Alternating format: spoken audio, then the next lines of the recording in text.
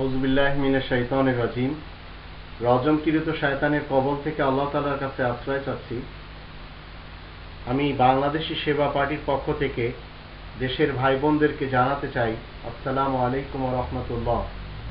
আপনাদের সকলের উপরে আল্লাহ তাআলার রহমত বর্ষণ হোক, এটি আমার কামনা।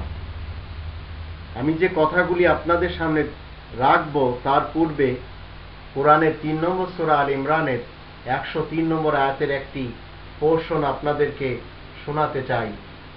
আল্লাহ বলছেন, ওয়াতাসিমু বিহাবলিল্লাহি জামিআন ওয়া লা তাফাররাকু। তোমরা সকলেই মিলে এই কোরআনকে মজবুতভাবে আঁকড়ে ধরো আর বিচ্ছিন্ন হয়ো না। আপনারা জানেন, আমি মূলত আমার জীবনের লক্ষ্য বানিয়ে নিয়েছি কিভাবে মানুষ নিরোগী থাকবে, কিভাবে মানুষ কোরআনের পথে আসবে, আর কিভাবে বাংলাদেশিরা একটি ভালো পার্টির সাথে সংযুক্ত হয়ে জীবন কাটাবে। তাই বাংলাদেশি সেবা পার্টির উৎপত্তি হয়েছে এবং আপনাদের সকলের সাপোর্ট কামনা করে। আমি দেশের বুদ্ধিজীবী সৎ সাংবাদিকদেরকে প্রশ্ন করতে চাই, সত্য আর মিথ্যা কি কখনো এক হতে পারে? আধার আর আলো কি কখনো সমান হতে পারে? দিন আর রাত কি কখনো এক হতে পারে? জীবন আর মৃত্যু কি কখনো সমান হতে পারে? তাহলে তাই যদি না হয়, বাংলাদেশে ধর্মের ব্যাপারে এত সব কেন ঘটছে? দেশের সকল হুজুরদের দাবি হলো ওনারা সত্য পথে আছেন, ওনারা থাকবেন ওই সত্য পথে থেকে এদেশে ইসলাম প্রতিষ্ঠা করবেন। তাহলে হিফাজতে ইসলামের দিকে যদি আমরা দেখি, তরিকত ফেডারেশনের দিকে যদি আমরা একটু দেখি, এদের দু ধরনের পথ রয়েছে এদের সামনে, এবং এরা সবাই কেউ খালেদা সাহেবার সাপোর্টার, কেউ হাসিনা সাহেবার সাপোর্টার। আটরশি বলেন, শর্ষিনা বলেন, খিলাফত আন্দোলন বলেন, দেওয়ানবাগ বলেন, হিজবে তাহরির বলেন, হরকতে জিহাদ বলেন, চরমোনাই বলেন, মাইজ ভান্ডার বলেন, বকশিবাজারের কাদিয়ানীদের বলেন, সুন্নি হানাফি বলেন, এরা সবাই কোরআনের আয়াতের দৃষ্টিতে যে আয়াতটির একটি পোরশন আপনাদেরকে শোনালাম, এই আয়াতের বিপরীত কর্মকাণ্ড করে যাচ্ছে। তাই এরা কেউ এক হতে পারছে না। এরা যদি এক হতো, এই দেশে স্বৈরাচার এরশাদ হোক অথবা অন্য কোনো নারী হোক ক্ষমতায় আসতে পারত না।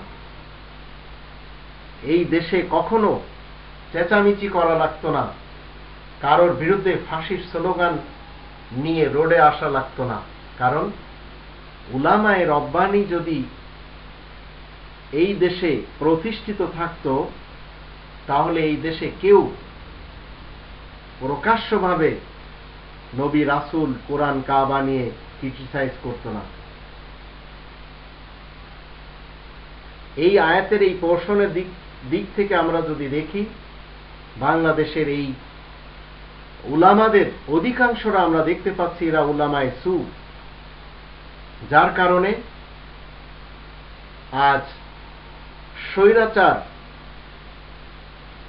ব্রেনি যারা, তারাই ক্ষমতায় আসছে, জোরপূর্বক ক্ষমতা দখল করে এদের উপরে কর্তৃত্ব করে যাচ্ছে এবং নেতৃত্ব টেকানোর জন্য ব্যবহার করছে দেশকে যারা হেফাজত করবে মূলত তাদেরকে।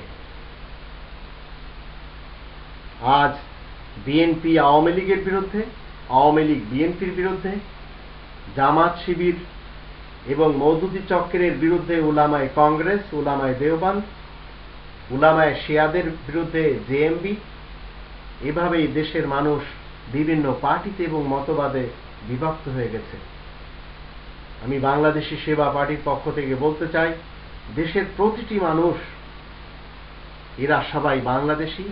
এদেরকে একই প্ল্যাটফর্মে এনে হিংসা বর্জন করে সৎ এবং সুনাগরিক গড়ার জন্য বাংলাদেশি সেবা পার্টি কাজ করতে চায়।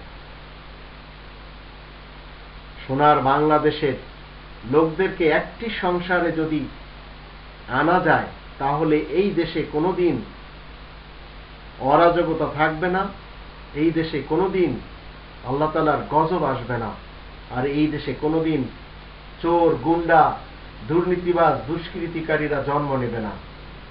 আর এমন ডাকাতও আসবে না এই দেশে বিদেশ থেকে এসে সে আফ্রিকার বয়নকারী পাখিদের মতো এদেশের সম্পদ লুফে নিয়ে চলে যায়, বিদেশের ব্যাংকগুলিতে গচ্ছিত রাখে। এ ধরনের কর্মকাণ্ড ইনশাআল্লাহ হবে না যদি আপনারা বাংলাদেশি সেবা পার্টির হাতকে মজবুত করেন। আমরা এই পৃথিবীতে জন্মেছি মানব কল্যাণের জন্য, আমরা লুটপাট করার জন্য এই পৃথিবীতে জন্ম নিইনি। আপনাদেরকে দেখাতে চাই আল্লাহ তাআলাকে হাজির নাজির জেনে যে আমরা পারব এই দেশকে এই ফিরকা মুক্ত এবং এই দেশকে এই দ্বন্দ্বমুক্ত করে গড়ে সোনার একটি দেশ হিসেবে পৃথিবীর সামনে তুলে ধরতে। দরকার শুধু আপনাদের সাপোর্টে। আল্লাহ আমাদের সবারই সহায় হন। বাংলাদেশে চিরকাল আল্লাহ তাআলার পক্ষ থেকে শান্তি বিরাজ করুক, এটিই বাংলাদেশি সেবা পার্টির একান্ত কামনা।